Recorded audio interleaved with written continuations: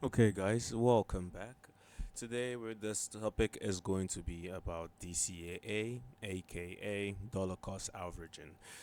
Here you can see we have a calculator to explain first and foremost what is DCA, why it's better, and how to effectively use DCA. Okay, so what is it? Dollar cost averaging. Like the name says, it just means making reoccurring by to an assets. Either that's daily, monthly, weekly, yearly. Yearly, of course, is too much of a high time frame, but you understand what I'm trying to say.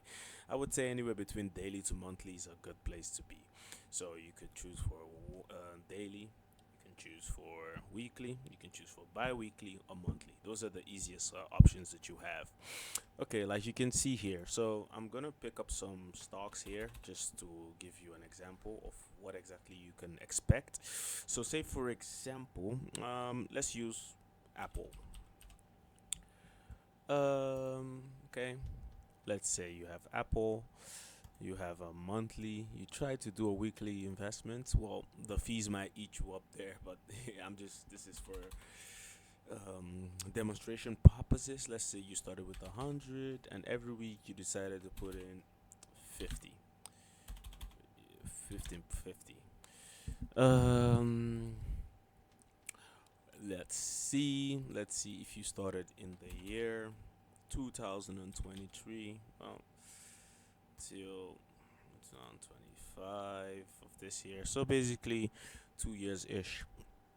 If you invested 100 and first, and you did 50 every week, of course, 52 weeks in a year.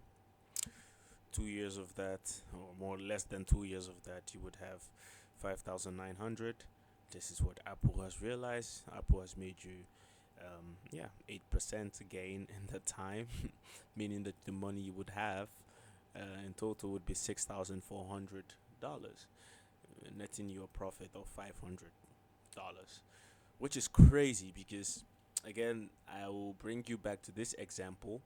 If you say, for example, you did in DCA and instead you chose to do just interest, so you decided to put that same amount in a savings account. Let's have a look. Of course, we wanted 100 years investment. It's just two rate of return. Yeah, say your bank gives you 5%, which is actually never gonna happen. You know that. And how much extra do you want to contribute? You want to contribute 50.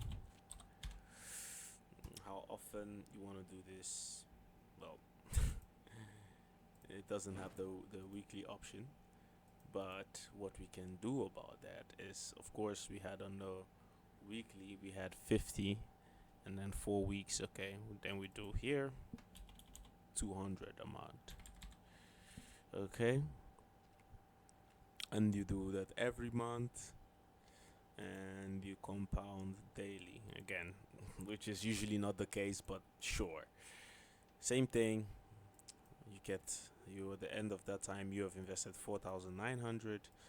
You have 5,000, and your total interest is 260. Whereas if you did the Apple, then you would have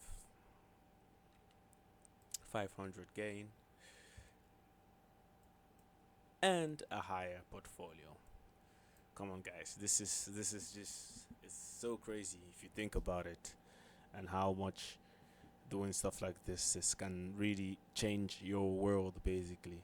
And believe me, 5% is really a lot. You're not gonna get that in most savings accounts. You probably have to have like a very, very like risky savings account where, for example, if something went wrong, you would have a problem with it. A more realistic number would be 3%. Even that, if you go on average of the dollar, it's 0.5. If you can find, yeah, you know what? I'm just gonna do. I would just do 2%, and yeah, here you go. Same stuff. Basically, 100 in comparison to 500. When here you also have equity to that company that's called Apple, which probably in the same time you've also received some dividends on that as well. So you've made you've made more money. Again, keep it simple, guys. No need to do something really ridiculous. It's very easy to try and like think you're smarter, or you want to play crazy stocks, but really keep it simple. Everyone uses Apple. Something like this is just a way to show you. In order to play it even safer, I would recommend choosing an ETF instead of actually just one stock. But I just wanted to show you an example. And yeah, that's it. That's basically what DCA means. Um, just an example. And if you think here it's not a good reason, I will show you a different way to see something here. Okay, so look here. We've invested 5,900, right? If you did that all at once, let's see, and you had zero,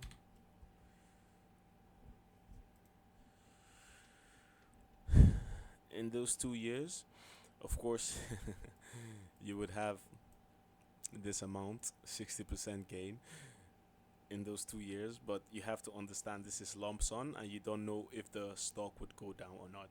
To give you an example, this is Apple. Of course, Apple stocks has gone up in price, but I will show you where that hasn't been the case. Okay, so in order to show you that, I will give you this example. Beyond Meat is yeah, there you go, minus 75%. So that's also reason why I said an ETF probably is the best thing you want to do here if you want to keep your you know your risk management very, very low, and up to date as well. Yeah, because you can see from Apple to Beyond Meat, which is something a lot of people think would take off probably in the future because the government is going to mandate eating bugs and whatever. So yeah, it's that's another tangent on its own. But yeah, you can see it could also be a very big problem. And that was it. If you have any question, guys, please make sure again to comments in the comment section, and leave the video a like. And if you have any questions, let me know, and see you at the next time. Cheers.